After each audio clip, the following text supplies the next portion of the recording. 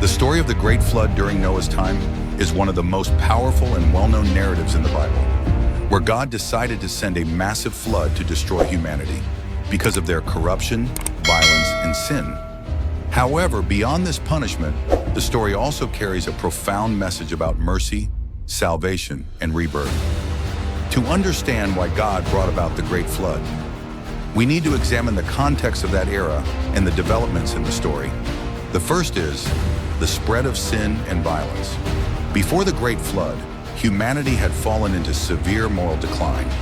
The book of Genesis describes that mankind had become full of wickedness, injustice, and evil.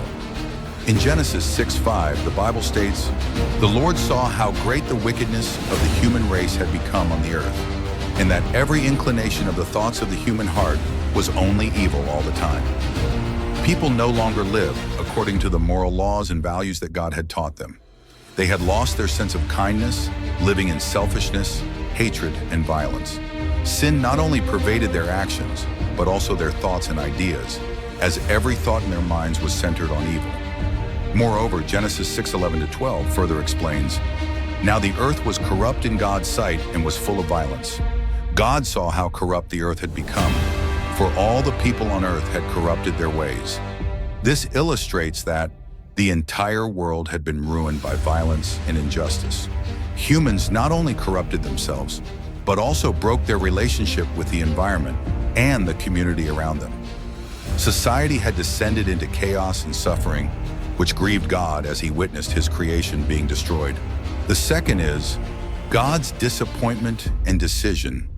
Faced with the moral decline and wickedness of mankind, God felt deep disappointment.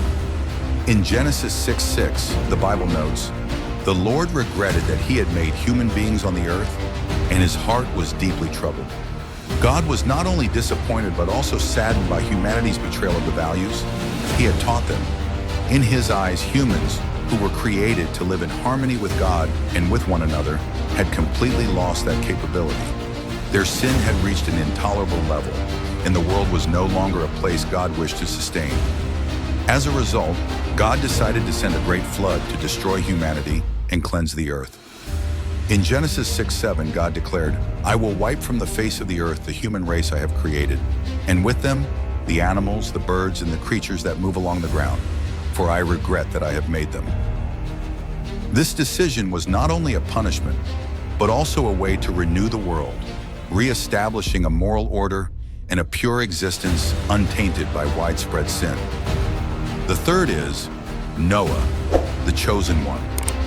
Noah was a righteous and blameless man in his generation. The Bible emphasizes that Noah was a righteous and blameless man in his generation. Specifically in Genesis 6:9, Noah is described as follows: "Noah was a righteous man, blameless among the people of his time, and he walked faithfully with God." In an era where humanity had fallen into sin and violence, Noah stood out as a man who lived morally and faithfully, trusted in God. While much of the society around him was consumed by violence, selfishness, and moral decline, Noah remained separate from that destruction. He was the only one who continued to live according to the moral principles that God had taught, which made him deserving of God's trust.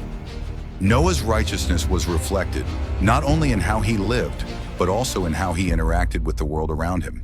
When others were absorbed in violence and wickedness, Noah held on to his moral integrity and did not allow himself to be swept away by the tide of corruption. This shows that Noah had the ability to lead and maintain calmness and loyalty during times of trial. Another key factor in why God chose Noah was his unwavering faith and loyalty to God. The Bible shows that Noah completely trusted God's word and had no doubt when given the great task of building the ark. He followed all of God's instructions carefully, without question, even though this may have brought many challenges and difficulties. Noah not only believed in God's words, but also acted upon them, even when others mocked him. When God told Noah to build a large ark in preparation for the unprecedented flood, Noah not only accepted the task, but also began the work with patience